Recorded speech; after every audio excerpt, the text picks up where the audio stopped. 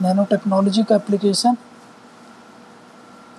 Nano technology का application कहाँ है? कंस्ट्रक्शन सेक्टर पर, ठीक है। लास्ट था कल, ये छूट गया था कंस्ट्रक्शन सेक्टर पर, जैसे कि रियल एस्टेट सेक्टर पे कैसे इसका एप्लीकेशन होता है ये देखना अपन को, ठीक है। जैसे कि भाई अब इसको हम हीट रेजिस्टेंट की तरह यूज़ कर सकते हैं, हीट रेजिस्टेंट, ठीक। हीट रेजिस्टेंट मतलब देखो बहुत सारे नैनो पार्टिकल्स होते हैं, ठीक है ना, नैनो पार्टिकल्स जिनका हम यूज़ कर सकते हैं एज एन इमल्सन, ठीक है ना। जैसे पेंट्स वगैरह होते हैं ना इमल्सन्स में, उनका काम क्या होता है कि भाई ये क्या करते हैं, ये इमल्सन्स जो रेडिएशंस आती है ना, जैसे कि यूवी रेडिएशंस, यूवी रेडिएशन के साथ साथ इंफ्रारेड रेडिएशंस, इंफ्रारेड, इन सारे रेडिएशंस को क्या करता है, ये रेडिएशंस को या तो ये ब्लॉक कर दे, इधर ब्लॉक कर दे या फिर रिफ्लेक्ट कर दे।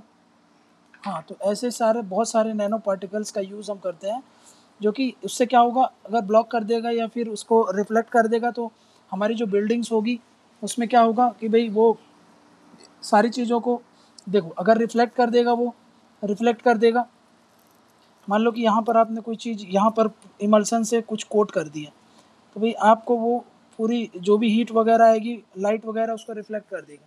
तो इससे हमारी जो अंदर के जो टेम्परेचर होता है वो टेम्परेचर कम रहेगा बिल्डिंग्स का। नेक्स्ट क्या बोल रहा हूँ मैं, भाई हीट रेजिस्टेंट क्यों है? हीट रेजिस्टेंट इसलिए कि कई सारे नैनो पार्टिकल्स, देखो नैनो पार्टिकल्स दोनों तरीके के हैं। जैसे एक हीट सप्लाई कर लिए, तो जब कार्बन नैनो ट्यूब्स और जो हमने ग्राफीन देखा था उसमें क्या हो रहा है, वो हीट सप्लाई करने के लिए, बट कुछ कुछ नैनो पार्टिकल्स का, इमल्सन्स का हम यूज़ कर सकते हैं कि हीट को पास ना होने देंगे। मतलब ये कैसे एक्ट्स करेंगे, acts as an insulator, insulator की तरह एक्ट करते हैं, मतलब वो हीट पास नहीं करने देंगे, तो उसका भी हम यूज़ कर सकते हैं, ठीक है ना। तो ये याद रखना। नेक्स्ट एप्लीकेशन इसी में क्या बोल रहा हूँ, self cleaning surface, self cleaning surfaces, ठीक है ना, सरफेसेस। जैसे कि मान लो कि भाई आपका विंडोज़ है, ठीक है, विंडोज़ हैं, डोर्स हैं, ठीक, मिरर्स हैं, उसके अलावा जो टॉयलेट्स वगैरह में जो भी अप्लाइंसेस यूज़ होते हैं, इनमें मान लो हम नैनो नैनो पार्टिकल्स का यूज़ करके कुछ भी कोटिंग कर दी, इनकी कोटिंग कर दी, तो इनको कोटिंग करने के कारण क्या होता है, वो डस्ट रिपेलेंट हो जाते हैं, वाटर रिपेलेंट हो जाएगा, तो उसके कारण क्या होगा, वो ऑटोमेटिक हमेशा साफ नज़र आएगा। तो उससे क्या होगा, उसीलिए हम उसको क्या बोल रहे हैं, सेल्फ क्लीनिंग, समझा क्या। मान लो डस्ट बैठा तो वो ऐसा होगा कि वो रिपेल कर देगा उसको, तो डस्ट उसमें बैठेगा नहीं, क्लियर है ना। तो ये हम यूज़ कर सकते हैं, ठीक है ना। नेक्स्ट क्या बोल रहा हूँ, नेक्स्ट क्या बोल रहा हूँ, नेक्स्ट बोलते हैं कि भाई बहुत सारे नैनो मॉलिकुलर लेवल पर मटेरियल्स होते हैं, इनका यूज़ होता है फॉर मेकिंग असफाल्ट, असफाल्ट मतलब ये जो डामर वगैरह की रोड होती है ना, उसमें यूज़ करते हैं। उससे क्या होता है, प्लस कंक्रीट में इनका बहुत ज़्यादा यूज़ हो रहा है, ठीक है ना। उससे क्या होगा, देखो इससे ये होगा कि भाई एक तो उसको स्ट्रेंथ मिलेगी, स्ट्रेंथ बढ़ जाती है, ड्यूरेबिलिटी हो जाती है, उसकी ड्यूरेबिलिटी इंक्रीज़ हो जाएगी। हाँ, ड्यूरेबिलिटी इंक्रीज़ हो गई, ठीक है ना। नेक्स्ट देखो कंक्रीट, और इसमें अभी नॉर्मल हम कंक्रीट वगैरह यूज़ करते हैं तो उसमें से पानी सीपेज नहीं हो पाता, ठीक है ना, और हमको चाहिए ग्राउंड वाटर को रिचार्ज करना। ऐसे बहुत सारे अगर नैनो पार्टिकल्स हम यूज़ करें इस कंक्रीट में, वो हेल्पफुल होते हैं कि ये पानी को यहाँ से सीपेज करके हम कर सकते हैं। परमिएबल मेम्ब्रेन पढ़ा था, याद करो हम लोगों ने, ठीक है ना। तो ऐसे करके बहुत सारे मेम्ब्रेन्स का अगर हम यूज़ करें तो वाटर रिचार्ज वगैरह सब कुछ हम सब तरीके से एक कॉम्प्रिहेंसिव वे में इसका यूज़ करते हैं। तो याद रखना कंस्ट्रक्शन में भी कुछ यूज़ होता है, ठीक है ना, क्लियर। अब इंडिया का सिचुएशन देखते हैं और इंडिया ने क्या क्या किया है और क्या क्या कर रहा है, ठीक। नेक्स्ट क्या देख रहे हैं अपन कि भाई करंट स्टेटस क्या है, current status of nano technology in India, India में करंट स्टेटस क्या है। तो जैसे मैंने बायोटेक्नोलॉजी में बताया था, पूरे वर्ल्ड में टॉप 12 डेस्टिनेशन में एक है। वैसे अगर हम बात करें सबसे ज़्यादा, अगर नंबर की बात करें, नंबर ऑफ रिसर्च, सबसे ज़्यादा संख्या वाइज कहाँ पे रिसर्च होते हैं, नंबर ऑफ रिसर्च पूरे वर्ल्ड में, इन वर्ल्ड, ठीक है ना। वर्ल्ड में सबसे ज़्यादा अगर नंबर वाइज अगर हम रिसर्च वो सब लें तो इंडिया 3rd नंबर पर है। India ranks 3rd। समझा क्या? काय में? In field of nano technology. First कौन है? तो फर्स्ट है चाइना, सेकेंड क्या है? यूएस। ठीक। सब ज़्यादा नैनो टेक्नोलॉजी से रिलेटेड जो रिसर्च डेवलपमेंट होता है वो कहाँ होता है? चाइना में होता है, फिर यूएस में होता है, फिर उसके बाद इंडिया में होता है। ठीक है ना। तो सबसे ज़्यादा अगर नंबर ऑफ रिसर्च की बात करें तो सबसे ज़्यादा कहाँ चल रहे हैं इस समय? 3rd में, 3rd नंबर पे इंडिया में चलते हैं। समझ गया? नेक्स्ट क्या बोल रहा हूँ भाई, देखो 2007 में जो हमारा 2007 बोल रहा हूँ, जो 9th, इसको पहले इसको अभी आएंगे 2007 वाले में, अभी उसको तो डिटेल में ही करना है नैनो मिशन, बट उसके पहले 9th 5 ईयर प्लान आया था। 9th 5 ईयर प्लान, ठीक है ना। कब से कब? 1998 से लेकर के 2002 तक के लिए प्लान था। समझ में गए? इसमें नैनो टेक्नोलॉजी से रिलेटेड बहुत सारे काम करने का उन्होंने बोला था। ठीक है ना। Talk to facilitate nanotechnology. तो 9th 5 ईयर प्लान में ये सारी चीज़ें बोली गई थी कि भाई साइंस एंड टेक्नोलॉजी में हम काम करेंगे, साइंस एंड टेक्नोलॉजी के तहत हम नैनो टेक्नोलॉजी को प्रमोट करेंगे, ऐसी बहुत सारी चीज़ें बोली थी उसने। बट मेन जो ये सब दोनों चीज़ याद, ये वाला याद रख लेना, ये वाला तो वैसे भी किसी को याद नहीं रहेगा, लेकिन अब जो बोल रहा हूँ वो याद रखना है। ठीक है ना। क्या बोल रहा हूँ? 2007 में जैसे याद करो बायोटेक्नोलॉजी के लिए हमने पढ़ा था ना, नेशनल बायोटेक्नोलॉजी स्ट्रेटजी मिशन जो भी था, वैसे यहाँ पर है नेशनल मिशन ऑन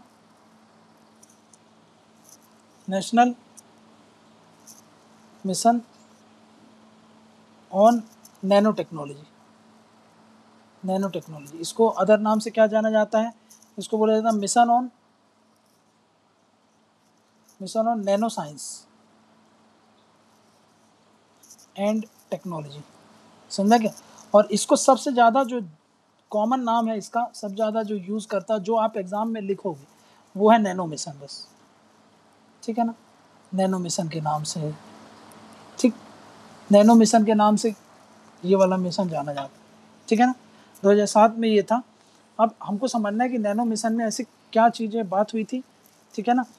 ये समझना हमको नैनो मिशन क्या है और ऐसी क्या क्या चीज़ें बात हो गई, इसका फिर देखेंगे कि भाई इसका मतलब पॉजिटिव्स क्या है, नेगेटिव्स क्या है, ये सब चीज़।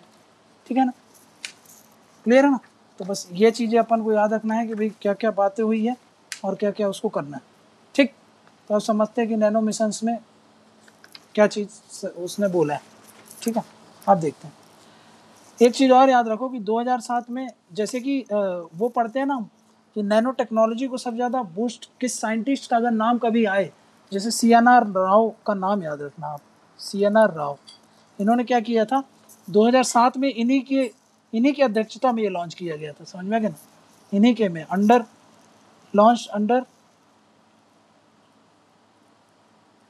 CNR राव। ठीक है ना। तो ये जो नैनो मिशन लॉन्च किया गया है ये CNR राव के उसी में के ही अंदर इसको लॉन्च किया गया था। ठीक है ना। ठीक। अब मैं क्या बोल रहा हूँ, अब देखो ये department of science and technology है। ठीक, department of science and technology है, इसने ये मिनिस्ट्री होती है इम्प्लीमेंट करने के लिए किसको? नैनो मिशन को। समझा क्या? टू इम्प्लीमेंट, जैसे उसमें डिपार्टमेंट ऑफ बायोटेक्नोलॉजी था ना, वैसे यहाँ पर क्या है? Department of science and technology. ये नोडल एजेंसी है इम्प्लीमेंट करने के लिए। ठीक है ना। Department of science and technology, इसके लिए उस समय 100 करोड़ एलोकेट किए गए थे। ठीक, क्लियर है। ठीक है। CNR राव का विज़न था ये, तो उसी को देख करके नैनो टेक्नोलॉजी पर काम होता है। क्लियर है। अब एक चीज़ और रखना कि डिपार्टमेंट एक है डाइटी मतलब होता है डिपार्टमेंट ऑफ इलेक्ट्रॉनिक्स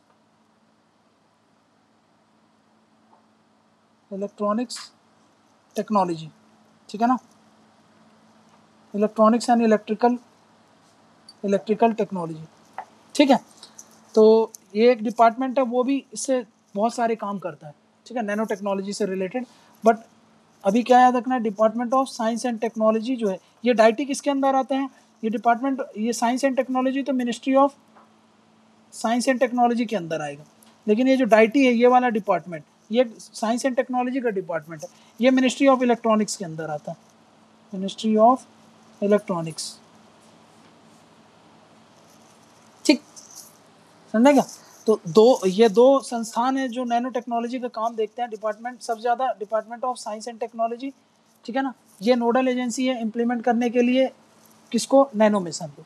और वहीं पर एक डिपार्टमेंट है डाइटी जो कि मिनिस्ट्री ऑफ इलेक्ट्रॉनिक्स के अंदर आता है, वो भी क्या करता है, वो भी उसका भी काम क्या है, इम्प्लीमेंट कराना। बहुत सारी स्कीम्स हैं, बहुत सारी छोटी छोटी चीज़ों को इम्प्लीमेंट कराता है और उसको देखता है, ठीक है ना, नैनो टेक्नोलॉजी से रिलेटेड काम। अब जो सबसे इंपॉर्टेंट अपन आते हैं नैनो मिशन में, नैनो मिशन।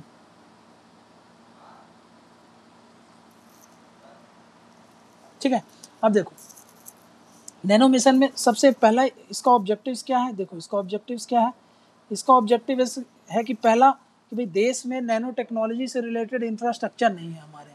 हम रिसर्च एंड डेवलपमेंट करेंगे तो हमको लैब चाहिए, समझा गया, पूरा अरेंजमेंट चाहिए, पूरा स्ट्रक्चर चाहिए। तो सबसे पहला काम क्या करेगा mission, creation of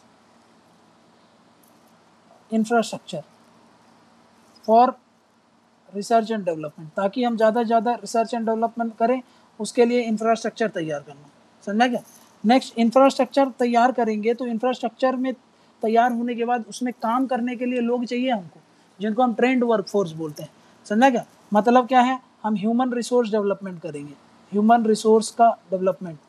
human resource development क्यों, क्योंकि भाई हमको क्या चाहिए, उस सेक्टर पर काम करने के लिए बहुत सारे वर्कफोर्स चाहिए। मतलब किसकी बात कर रहे हैं हम, ट्रेंड वर्कफोर्स, ट्रेंड वर्कफोर्स, ये हमको क्रिएट करना है ताकि वो लोग क्या करें, रिसर्च एंड डेवलपमेंट करें।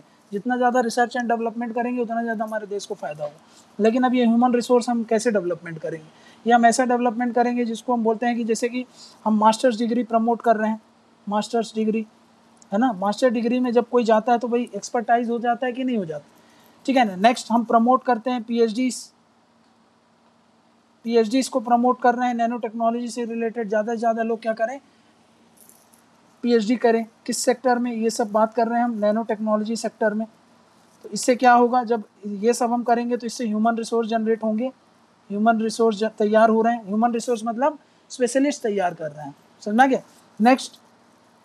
नेक्स्ट अब इनको भी ऐसे ये डायरेक्ट काम नहीं कर सकते, अभी इनको फर्दर और ट्रेनिंग चाहिए, तो इसके लिए हम ट्रेनिंग भी कर रहे हैं, training and capacity development. Capacity development मतलब समझो क्या होता है, कैपेसिटी डेवलपमेंट मतलब मान लो कोई लैब है, उसको हम उतना सक्षम कर दें कि वो उस जो भी वो रिसर्च एंड डेवलपमेंट कर रहा है वो अपने से वो सारी चीज़ें कर ले, किसी पर डिपेंड ना रहना पड़े, अपने से फंडिंग उठा पाए। मान लो कि भाई ये किसी चीज़ पर काम कर रहा है, अब इसको पैसे की ज़रूरत है, वर्कफोर्स की ज़रूरत है, समझना क्या, रिसर्च एंड डेवलपमेंट की ज़रूरत है। तो कैपेसिटी बिल्डिंग मतलब क्या होता है, उस संस्था को हम ऐसा वो कर देंगे, डेवलप कर देंगे और तैयार कर देंगे ताकि क्या हो, वो खुद से ही ये सारी चीज़ें करने में सक्षम हो, किसी से बाहर से उसको ज़रूरत ना पड़े। इसको बोलते हैं कैपेसिटी डेवलपमेंट, समझा क्या। और ट्रेनिंग हम क्यों दे रहे हैं, ताकि बिना ट्रेनिंग के हम ये सारी चीज़ें को वो नहीं कर सकते, समझा क्या। नेक्स्ट क्या कर रहे हैं हम यही चाह रहे थे। देखो बायोटेक्नोलॉजी में भी तुमको बताया था, एक वर्ड यूज़ कर रहा था, एकेडमिक इंडस्ट्री सिनर्जी। इसका मतलब क्या है समझो, एकेडमिक मतलब क्या होता है, जहाँ पर रिसर्च एंड डेवलपमेंट होती है, समझ में आ गया, जैसे लैब, समझ में क्या। और इंडस्ट्री क्या है, मार्केट, समझ में क्या। सारी टेक्नोलॉजी कहाँ पे बनेगी, टेक्नोलॉजी डेवलपमेंट कहाँ पे काम हो रहा है, टेक्नोलॉजी डेवलपमेंट इधर पर होगा, टेक्नोलॉजी का यूज़ कौन करेगा, टेक्नोलॉजी यूज़ कौन करेंगे, ये करेंगे, समझा क्या। और उससे क्या होगा, एक्सपांसन होगा, इन दोनों की मदद से हम क्या करेंगे, एक्सपांसन होगा हमारा नैनो टेक्नोलॉजी का, एक्सपांसन ऑफ नैनो टेक्नोलॉजी।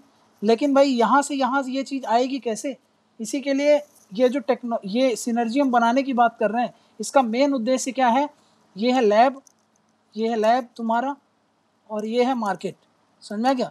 तो जो भी टेक्नोलॉजी यहाँ पर बनी है वो सारी टेक्नोलॉजी मार्केट में सप्लाई हुई, समझ में क्या। तो इसी को बोलते हैं लैब टू मार्केट, ठीक है ना, लैब टू मार्केट। क्या चीज़, ये जो भी टेक्नोलॉजी आई है, समझ में क्या, नैनो टेक्नोलॉजी जो भी है, आपने तो रिसर्च कर दी, अब उसको यूज़ भी तो करेंगे, ये लोग यूज़ करेंगे तभी तो एक्सपांसन होगा, समझ में क्या। तो उसी को बोलते हैं एकेडमिक इंडस्ट्री के बीच में एक क्या बनाई जाएगी, सिनर्जी बनाई जाएगी, समझ में क्या।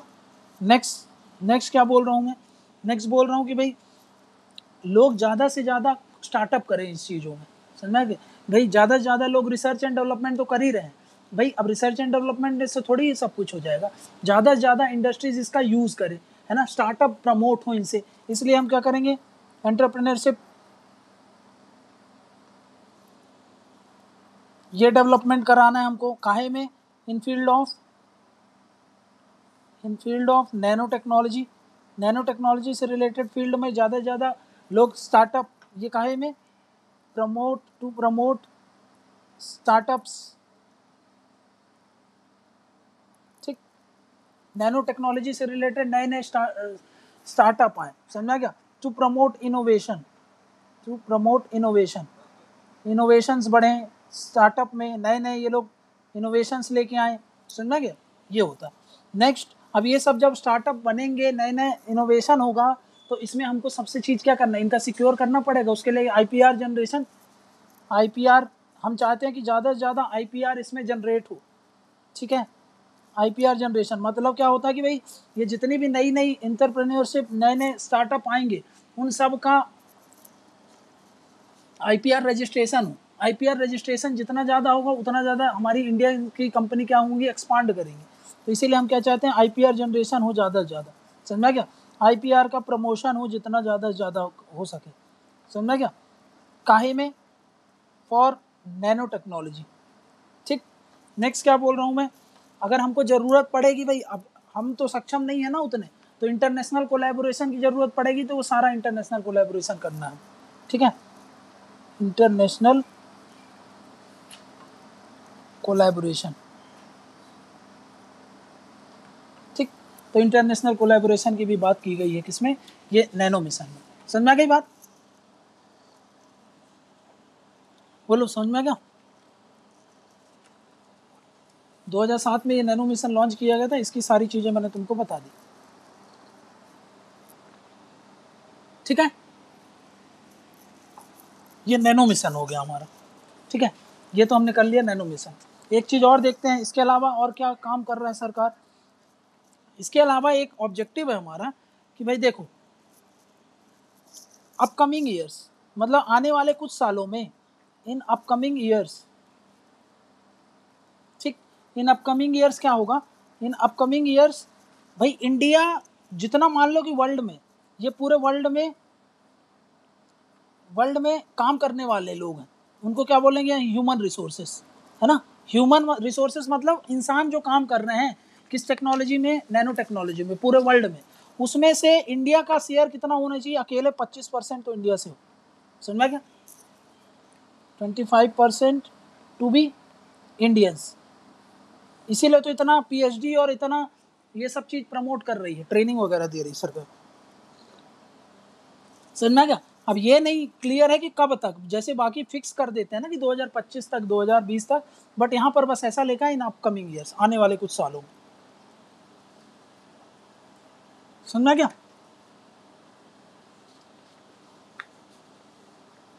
क्लियर है ना। तो कभी पूछ लेगा नैनो टेक्नोलॉजी में इंडिया ने क्या क्या किया है, इंडिया का क्या क्या स्टैंड है, तो ये सब तुम बता सकते हो, ठीक है।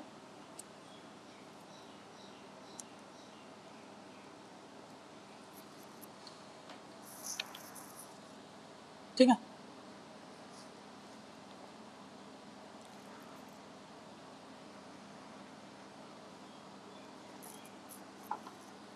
नेक्स्ट बढ़े,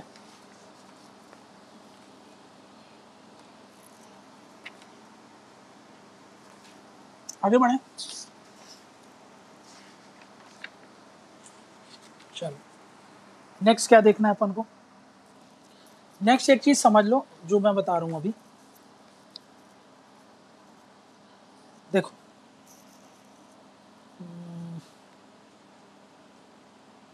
अब देखो, ये जो नैनो टेक्नोलॉजी का जब हम इससे रिलेटेड जब भी रिसर्च एंड डेवलपमेंट करते हैं ना, तो इसके लिए कुछ, इसको अब सोचो आप किसी चीज़ पर अध्ययन कर रहे हो, समझना क्या, तो अब आप उसका अध्ययन कैसे करोगे, तो इसमें दो अप्रोच होते हैं, समझना क्या, एक को बोलते हैं बॉटम अप अप्रोच, एक को बोलते हैं टॉप डाउन अप्रोच, ठीक है ना। तो नैनो टेक्नोलॉजी रिसर्च डेवलपमेंट होगा, इससे हम कुछ प्रोडक्ट्स बनाएंगे, है ना, प्रोडक्ट्स बना रहे हैं, ठीक है ना। देखो नैनो टेक्नोलॉजी में हमने रिसर्च एंड डेवलपमेंट की, उसका आउटकम क्या होगा, कुछ प्रोडक्ट हम बनाएंगे। अब इसके बनाने के लिए हमारे पास दो अप्रोच होते हैं, दो तरीके से हम कर सकते हैं, टू अप्रोच। एक को बोलते हैं हम क्या, जिसको बोलते हैं top down approach, top down approach, ठीक। और एक को बोलते हैं हम बॉटम अप अप्रोच। अब समझो इधर पे, अब इसमें नाम में ही समझ में आ रहा है तुमको। बॉटम अप अप्रोच मतलब क्या होता है, नीचे से छोटी छोटी चीजों को लेकर के हम क्या ऊपर बढ़ रहे हैं। बॉटम अप, ये है बॉटम, समझा क्या, और ये है अप। अब नीचे चीजें छोटी होती है, यहाँ पे बहुत छोटी छोटी चीजें हैं, उनको हम ले करके कोई बड़ी चीज बनाएंगे, समझा क्या, उनको लेकर के हम बड़ी चीज बनाएंगे। क्लियर है, तो उसको क्या बोलेंगे, बॉटम अप अप्रोच, ठीक है। टॉप डाउन अप्रोच में क्या होता है, टॉप डाउन अप्रोच में एक बड़ा सा मटेरियल था, ठीक है ना, उसको हमने ब्रेक किया, फिर उनमें से हमने नैनो पार्टिकल्स हमको मिले, ठीक है। अब उन नैनो पार्टिकल्स का हम इन पार्टिकल्स का यूज करेंगे, समझ रहे हैं, मतलब हम किस क्या बता रहे हैं, क्लियर है ना। इसको टॉप डाउन बोल रहे हैं, टॉप से डाउन की तरफ, मतलब ऊपर से नीचे की तरफ आ रहे हैं। ऊपर बड़े मटेरियल है, बिगर है, और नीचे स्मॉलर है, ठीक है ना। स्मॉलर मतलब बहुत नैनो साइज की बात कर रहे हैं, ठीक है, क्लियर है ना। अब ऐसा क्या, इसको वन बाय वन करके समझ लेते हैं, ठीक है ना। देखो इधर यहाँ पे पहला क्या बोल रहा हूँ, टॉप डाउन अप्रोच। ये है बल्क मटेरियल, बल्क मतलब बड़े साइज का, इसको हमने कन्वर्ट कर दिया काहे में, converted into smaller size material, ठीक, स्मॉलर साइज के मटेरियल में, ठीक है। अब इससे हम क्या करेंगे, कोई भी नोवल मटेरियल क्रिएट करेंगे, है ना। We will create novel material, novel nanomaterial, ठीक है। नोवल मटेरियल समझ में आ गया, नोवेल्टी पढ़ा था ना, क्या होता है, किसको बोलते हैं, नई चीज, कोई नया चीज को हम नोवल बोल देते हैं, ठीक है ना, नोवल मटेरियल, समझ में आ गया, जो कि मतलब अभी ज़्यादा पब्लिक डोमेन में नहीं है, ठीक है ना, क्योंकि यही एक नोवेलिटी, एक क्राइटेरिया होता है, याद करो, आईपीआर आपको पेटेंट मिलने के लिए, ठीक है। अब देखो इसका एग्जांपल क्या है, देखो एक एग्जांपल दे रहा हूं मैं, एग्जांपल समझना। ये एक कैटलिस्ट है, कैटलिस्ट मतलब मैं इसका यूज़ करता हूँ काहे में, इसका मैं यूज़ करता हूँ केमिकल रिएक्शन में, समझना कि कैटलिस्ट क्या करता है, किसी भी केमिकल रिएक्शन को बड़ा या छोटा कर देता है, ठीक है ना, बढ़ा देगा रेट को या फिर डिक्रीज कर देगा। अब मैं क्या बोल रहा हूँ, ये जो कैटलिस्ट होगा इसके अंदर देखो बड़े बड़े एटम्स होंगे, ठीक है ना, ठीक,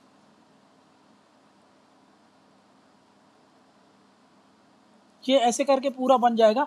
तो सोचो ये बड़े बड़े, ये कौन सा कैटलिस्ट ले रहा हूँ अभी एग्जांपल के तौर पे हम लेते हैं प्लेटिनम, एक कैटलिस्ट है, प्लेटिनम कैटलिस्ट है, उसका यूज़ कर रहे हैं। अब देखो इसमें देखो यहाँ पर वॉइड है, जगह यहाँ पर देखो खाली है ना, ये बीच बीच में बहुत सारी जगह खाली दिख रही हैं, ये क्या कहलाएंगी, वॉइड्स है ना, ये रेड कलर के ये वॉइड्स होते हैं। लेकिन अब मैं क्या करूँगा, इसको मैं क्रश कर दूँ, समझो ये सॉल्ट है, अब मैं उसको और पाउडर बना दे रहा हूँ, तो सॉल्ट के पार्टिकल्स और छोटे छोटे हो जाएंगे। अब जब छोटे छोटे हो गए तो पहले देखो ये सॉल्ट था, ये पहले इतने एरिया में आ जा रहा था, ठीक है ना, ये मैंने यहाँ पर रख दिया था इसको, ठीक है ना, ये असेंबल करके यहाँ पर आ गया। लेकिन जब मैं इसका साइज छोटा कर दूंगा तो क्या उतना ही एरिया घेरेगा ये, नहीं, अब ज़्यादा एरिया घेरेगा, क्यों, क्योंकि इसका साइज देखो पार्टिकल्स के बहुत छोटे छोटे हो गए, तो ऐसे करके ये बहुत सारा बड़ा एरिया कवर करेगा, है ना, बहुत सारा बड़ा एरिया कवर करेगा कि नहीं करेगा।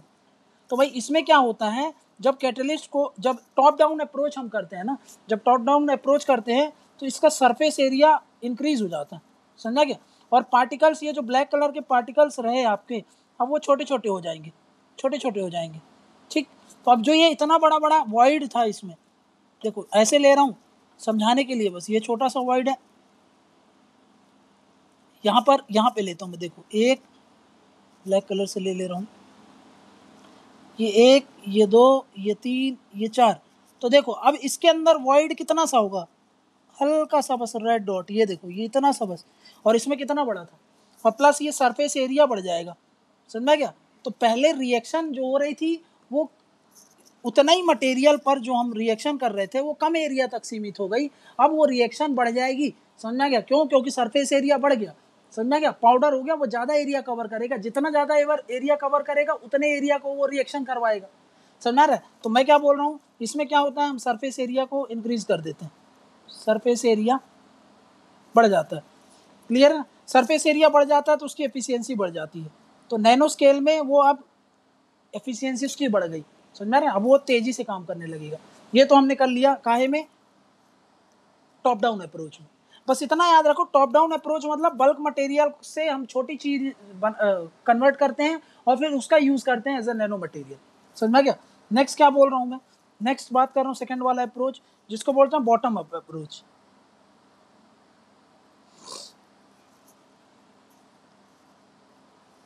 बॉटम अप अप्रोच में क्या होता है, हम क्या करते हैं, हमारे पास क्या है, नैनो मटेरियल्स हैं,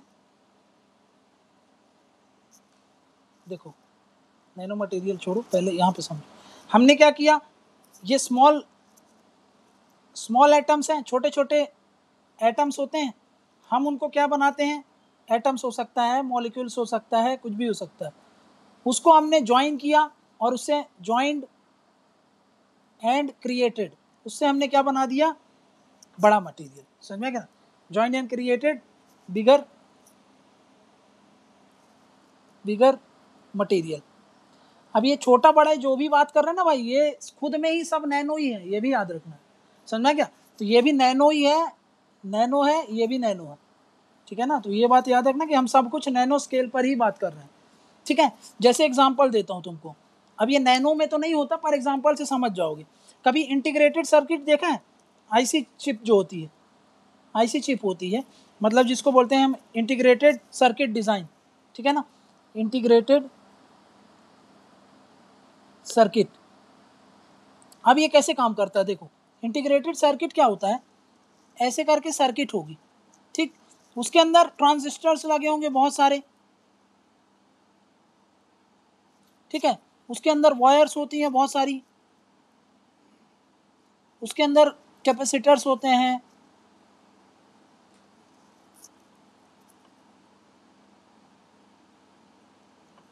ठीक है ना। तो ऐसे करके ये पूरा अरेंजमेंट होता है, ठीक है ना। तो इसको हम आईसी चिप बोलते हैं। मतलब देखो आईसी चिप कैसे बनी, आईसी चिप बनी बहुत सारी छोटी छोटी चीज़ों को जोड़ करके। अगर ये समझ में नहीं आया तो घर का एग्जांपल समझो, घर है हमारा, ठीक है, ये घर है हमारा, ठीक है, ये बेडरूम है, ठीक, ऊपर से देख रहे हो तुम, ऊपर से इमेजिन करो, ठीक है, ये वॉशरूम है, ठीक, तो यहाँ पर सोफ़ा लगा हुआ है, ये टीवी लगी हुई है। तो ऐसे करके घर क्या चीज़, बहुत सी छोटी छोटी चीज़ों से मिलकर के बनता है कि नहीं बनता है ना। ये डाइनिंग हॉल है, ये टेबल है, ये चेयर है, यहाँ पर बैठ रहे हैं, ठीक, ये क्या है, तो ये क्या था, ये बड़ा आइटम है, ये होम है आपका, ये घर है, और ये छोटी छोटी चीज़ों से मिल करके बना है। ये हो गया आपका सोफ़ा हो गया, ये हो गया टीवी हो गई, ये डाइनिंग टेबल हो गया आपका, समझ में क्या, ठीक है, ये आपका ड्रेसिंग टेबल हो गया।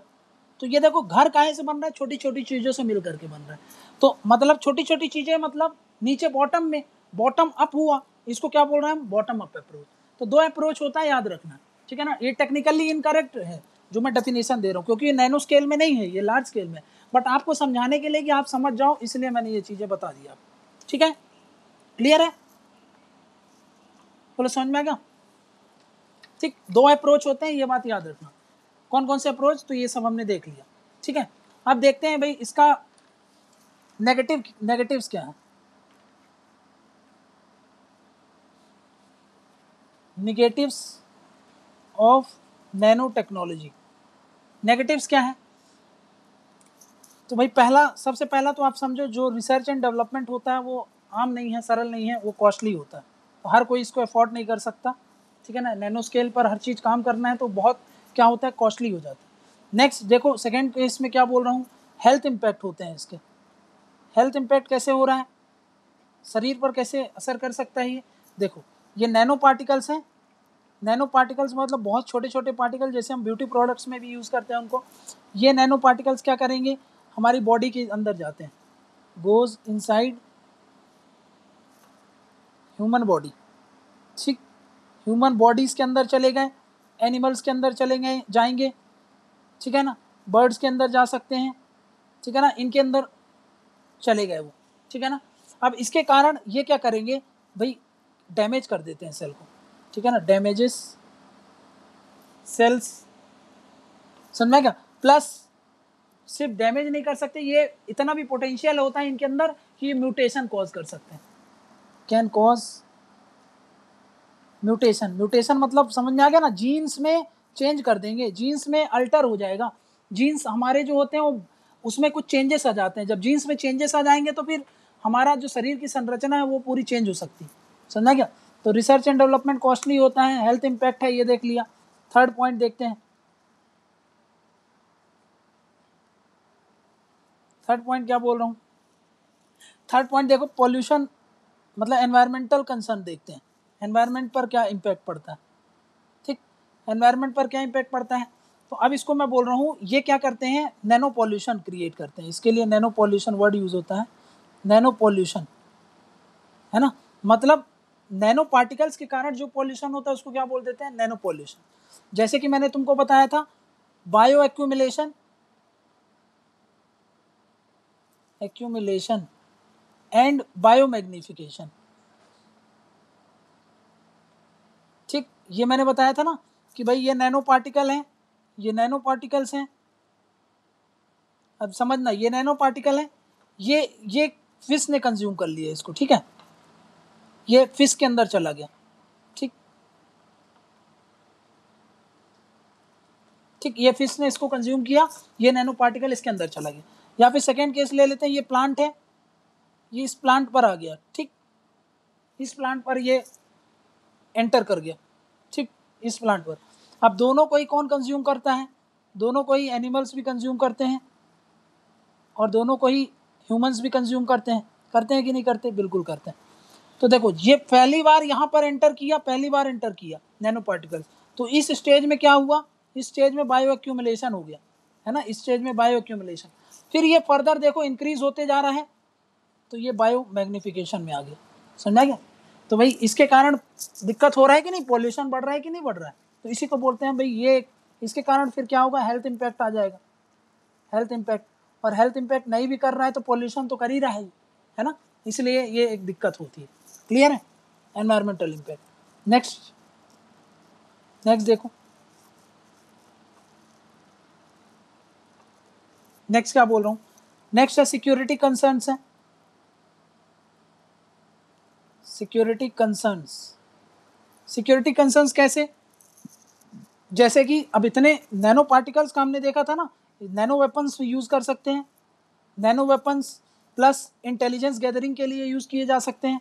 सोचो एकदम बहुत छोटे लेवल पर रोबोट्स बना दिए और इंटेलिजेंस आपके रूम के अंदर वो पूरा ताका झाकी कर रहे हैं, इंटेलिजेंस गैदर कर रहे हैं, इंटेलिजेंस गैदरिंग, समझा क्या। नैनो वेपन्स मतलब वही चीज़ में जो बायो वेपन्स जिसको बोलते हैं, बायो वेपन जैसे कि वायरस वगैरह, जैसे कोरोना वायरस, समझा क्या, उसका यूज़ कर लिया, उसके कारण ये हाल है। सोचो ऐसे करके अगर 4-5 तरीके के वायरस किसी कंट्री ने छोड़ दिए तो फिर क्या होगा उस कंट्री का, ठीक। तो बायो वेपन्स जिसको हम क्या बोल रहे हैं, नैनो वेपन्स, इंटेलिजेंस गैदर के लिए यूज़ कर सकते हैं। प्लस इसका याद करो, इसका वो भी तो यूज़ कर सकते हैं भाई, जो अगर टेरर ऑर्गेनाइजेशंस जो होते हैं, टेररिस्ट ऑर्गेनाइजेशन, उनके हाथ में अगर ये टेक्नोलॉजी और ये सब लग जाएगी तो फिर दिक्कत हो जाएगी, है ना। टेरर ऑर्गेनाइजेशंस, उनसे तो बहुत ज़्यादा खतरा है, बायो वेपन्स को भी लेकर के, इंटेलिजेंस को भी लेकर के, ठीक है ना। तो ये एक सिक्योरिटी कंसर्न्स है। नेक्स्ट क्या बोल रहा हूँ मैं, अब ये इतने लेवल पर होती है कि भाई इसका रेगुलेशन आप प्रॉपरली कर पाओगे नहीं, इसके लिए अभी एट प्रेजेंट ज़्यादा रेगुलेशन अच्छे से है नहीं, इंटरनेशनल कन्वेंशंस भी नहीं है ताकि वो कुछ स्टैंडर्ड्स बता दें, जैसे कि ट्रिप्स में कुछ स्टैंडर्ड्स हैं, उन स्टैंडर्ड्स के आधार पर आप ये सब चीज़ें कर रहे हो। यहाँ पर क्या होता है, इन सब चीज़ों पर वीक रेगुलेशन है, मतलब आप लिख सकते हैं नो या फिर वीक रेगुलेशंस, ठीक है। इसके साथ साथ कोई स्टैंडर्ड्स रूल्स नहीं है, समझ गया, नो स्टैंडर्ड्स, कोई स्टैंडर्ड्स नहीं है कि उस स्टैंडर्ड मतलब होता है कुछ पैरामीटर्स हो गए, उन पैरामीटर्स के आधार पर आप चेक कर सकते हो कि हाँ सब कुछ सही चल रहा है कि गलत चल रहा है। तो ऐसे कुछ स्टैंडर्ड्स भी नहीं है, प्लस रूल्स भी नहीं है, नो रूल्स, ठीक है ना। तो इसके कारण ये और दिक्कत हो जाता है कि भाई क्या करना चाहिए इसमें, और समझ में नहीं आता। ठीक है ना, क्लियर है ये बात। नेक्स्ट क्या बोल रहा हूं मैं, देखो नेक्स्ट क्या बोल रहा हूं, information asymmetry. Information asymmetry, information asymmetry का मतलब क्या होता है, देखो ये नैनो पार्टिकल्स हैं, ठीक, इसका पॉजिटिव्स क्या होगा, इसका नेगेटिव्स क्या है, इसका नेगेटिव्स क्या है, आपको क्लियर कट कुछ पता है, नहीं पता है। कोई कंट्री बोलती है कि ये सिर्फ इसका ये पॉजिटिव है, दूसरी कंट्री उसी पॉइंट को लेकर के नेगेटिव बता देती है। तो इन्फॉर्मेशन क्या हो गई उस चीज को ले, सिमेट्री होती मतलब सब सहमत है उसमें, लेकिन इसमें क्या हो रहा है, कोई भी कंट्री उस चीज को लेकर के सबके अलग अलग परसेप्शंस होते हैं, इसलिए इन्फॉर्मेशन एसिमेट्री हो गई, समझ गया ना। उसके पॉजिटिव नेगेटिव मतलब डिफरेंट परसेप्शंस, ठीक ठीक, डिफरेंट परसेप्शंस काहे को लेकर के, उसका एप्लीकेशन को लेकर के, ठीक, उसका मेजरमेंट को लेकर के, ठीक, ये सब चीजों को लेकर के अलग अलग परसेप्शंस होते हैं, इसलिए क्या बोल दिया मैंने कि भाई क्या है, ये सारी दिक्कतें हैं, ठीक है ना, इंफॉर्मेशन एसिमेट्री, ठीक है ना।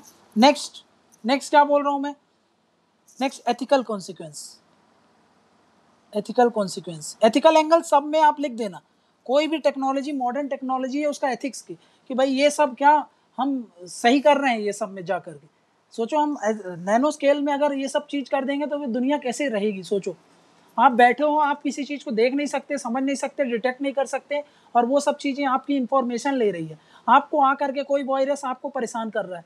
तो ये सब एथिकल पॉइंट ऑफ व्यू से बहुत जरूरी है, समझ में। जैसे कि एथिकल कैसे, भाई प्राइवेसी को लेकर के, प्राइवेसी कंसर्न हो जाएंगे, ठीक है ना, आपकी प्राइवेसी नहीं रह पाएगी।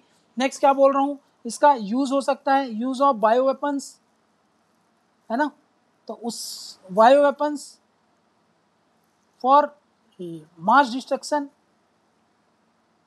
इसीलिए इनको वेपन्स ऑफ मास डिस्ट्रक्शन भी बोलते हैं। मास डिस्ट्रक्शन मतलब एक बार में कितने लोगों को आप खत्म कर सकते हो, समझा क्या, ये देख लो, इसलिए इसको मैंने बोला था कि भाई हाँ ये दिक्कत है, समझा क्या। नेक्स्ट क्या बोल रहा हूँ, नेक्स्ट ये जो मैं ये सब क्या बात कर रहा था नेगेटिव्स ना, ये नेगेटिव्स के साथ साथ इसको चैलेंजेस में भी लिख सकते हो आप, समझ गए। नेगेटिव्स या फिर नेगेटिव्स पूछे तो भी यही पॉइंट लिखना है, challenges related to nanotechnology बोले तो यही सारे पॉइंट है, यही सब तो चैलेंज है ना हमारे पास। नेक्स्ट देखो क्या है, ठीक है ना, नेक्स्ट नेक्स्ट क्या है, नेक्स्ट नेगेटिव्स या फिर उसको आप चैलेंजेस में बता सकते हो। अभी बताया गवर्नेंस का इशू,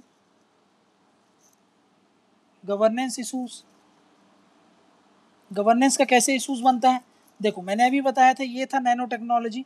नैनो टेक्नोलॉजी कैसा होता है, मल्टी डिसिप्लिनरी होता है कि नहीं, मल्टी डिसिप्लिनरी मतलब एक जगह यूज नहीं होता उसका, मल्टीपल सेक्टर्स पर यूज है, मल्टी डिसिप्लिनरी, ठीक है। प्लस ये कैसा है, इंटर डिसिप्लिनरी है, ठीक, इंटर डिसिप्लिनरी है, मतलब देखो ऐसा है, ये एक सेक्टर है, ये दूसरा सेक्टर है, ये तीसरा सेक्टर है, चौथा है, पांचवा है, छठवां है, समझा क्या। जैसे हमने देखा था ये एग्रीकल्चर हो सकता है, ये मेडिकल हो सकता है, ये रोबोटिक्स है, ये आपका बायोटेक्नोलॉजी है, ये हमने उसमें देखा डिफेंस में, समझा क्या, ये कॉस्मेटिक्स प्रोडक्ट देखा, ये सब देखा था हमने। और ये सब आपस में कैसे एक दूसरे से लिंक है कि नहीं है, हाँ सब एक दूसरे से लिंक है, ठीक, सब एक दूसरे से कैसे हैं, लिंक्ड है, ठीक है ना, सब के सब एक दूसरे से कैसे हैं, लिंक्ड है, समझा। इसीलिए क्या बोल रहे हैं, इंटरडिसिप्लिनरी। तो भाई आप बताओ गवर्न कैसे करोगे, एक मिनिस्ट्री नैनो टेक्नोलॉजी को गवर्न करती है, एक मिनिस्ट्री बायोटेक्नोलॉजी को अलग मिनिस्ट्री गवर्न करती है, तो इसके कारण क्या होता है, इशूज होगा कि नहीं होगा। तो इसीलिए मैं क्या बोल रहा, इसके कारण क्या होता है, इसके कारण देखो, इसके कारण क्या होगा, give rise to various issues, है ना। इंटरडिसिप्लिनरी और मल्टीडिसिप्लिनरी होने के कारण वो एक इशू से डील नहीं करता, वो बहुत सारे इशूज से डील करता है। जब ये बहुत सारे इशूज से डील करता है तो वो गवर्न करने में बहुत डिफिकल्ट हो जाता है, समझ में। ये मंत्रालय ऐसा बोलेगा उसकी गाइडलाइंस ये है, वो मंत्रालय ऐसा बोलेगा उसकी गाइडलाइंस ये है, दोनों में कन्वर्जेंस नहीं है हमारे यहाँ, कैसे बनाओगे आप। क्योंकि भाई उसकी स्पेशलिटी अलग है, इसकी स्पेशलिटी अलग है, लेकिन ये जो नैनो टेक्नोलॉजी वो तो सबसे डील कर रहा है। तो क्या है गवर्नेंस में, इसके कारण क्या हो रहा है, वेरियस इशूज़ के कारण क्या होता है, ये जो गवर्नेंस होता है, गवर्नेंस डिफ़िकल्ट हो जाता है। ठीक ठीक, गवर्नेंस डिफ़िकल्ट हो गया, इसीलिए हमको थोड़ा सा, अगर डिफ़िकल्ट क्यों हो रहा है समझ गए ना भाई। डिफरेंट एजेंसीज हैं, मतलब ऐसे लिख लो, इजी कर लो, डिफरेंट एजेंसीज हैं, डिफरेंट मिनिस्ट्रीज़ हैं, डिफरेंट मिनिस्ट्रीज़ काम कर रही हैं, ठीक है ना, डिफरेंट टाइप के रिसर्च एंड डेवलपमेंट हो रहे हैं, है ना, सब लेकिन इंटरलिंक है। तो हम क्या करेंगे, किसको रेगुलेट करेंगे, कैसे रेगुलेट करेंगे, यहाँ पर इशू हो जाता है। क्लियर है ये सारी बात? ठीक, नेक्स्ट इंडिया में, ये सब इंडिया के चलते ही बता रहा हूँ आपको, ये गवर्नेंस एंड चैलेंजेस है ना, ये सब इंडिया में पूछे, इंटरनेशनल पूछे, कैसे भी पूछे, सब में कॉमन पॉइंट ही है, ठीक है ना, कि इंडिया में ये सब इशूज चल रहे हैं। ठीक, नेक्स्ट क्या बोल रहा हूँ मैं, नेक्स्ट समझो।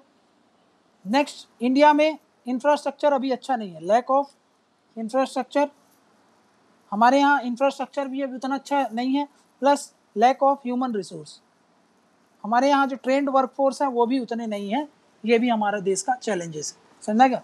कहाँ से related, with respect to nanotechnology. समझा क्या? क्लियर है ना ये सारी बात? तो याद रखना थोड़ा सा कि भाई ये कुछ नेगेटिव्स हैं और यही क्या है, चैलेंजेस, ठीक है ना। तो नेगेटिव्स एंड चैलेंजेस हमने देख लिया है, ये सब हमने समझ लिया कि भाई क्या है। क्लियर है?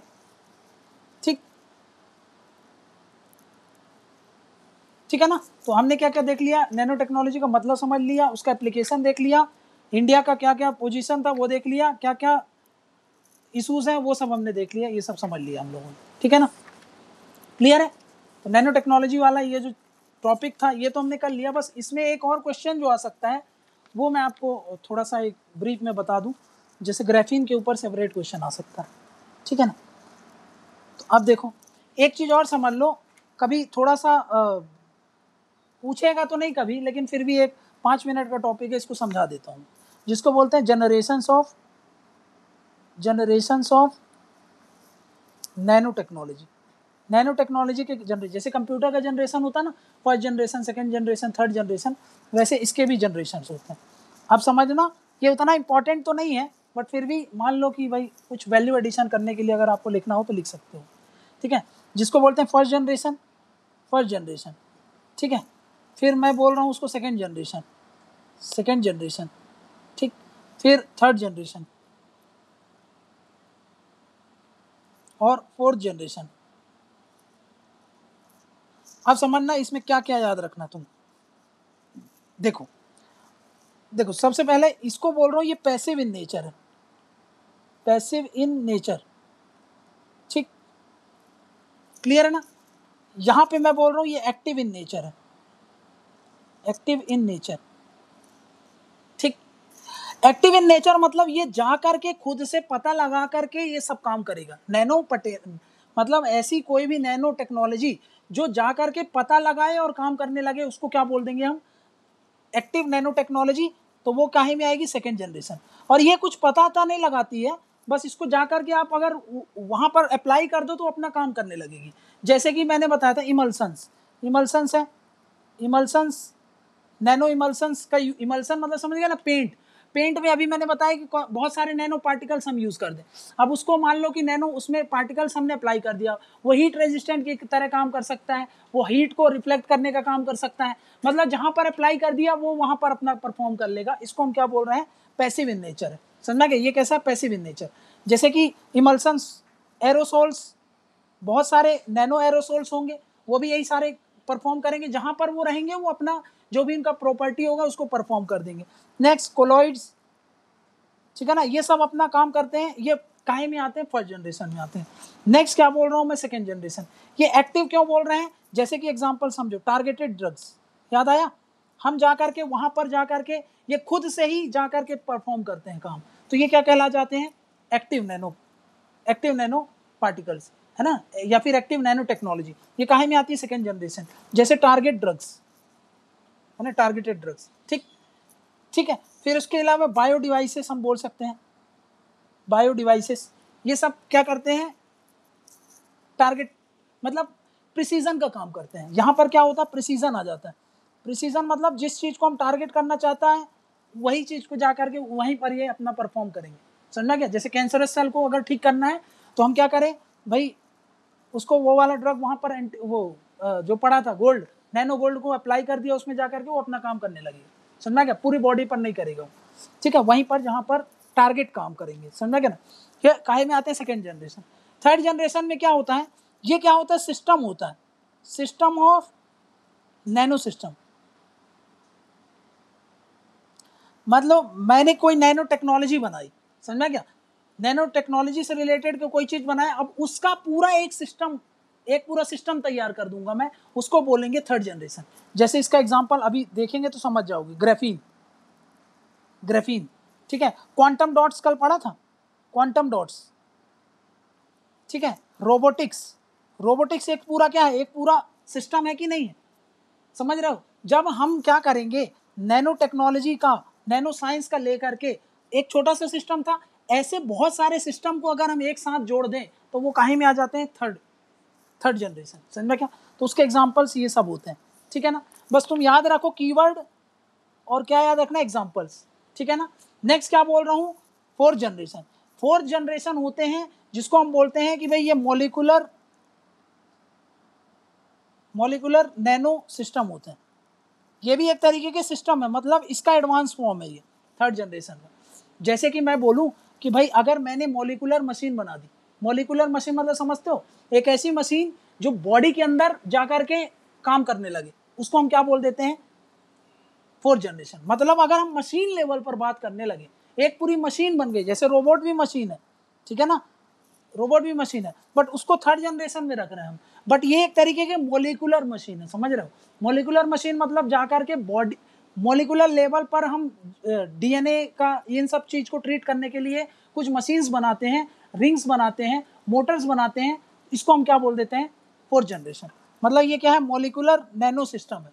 क्लियर? एग्जाम्पल इसका क्या है, एग्जाम्पल है मशीन्स। कौन सी? Molecular machine,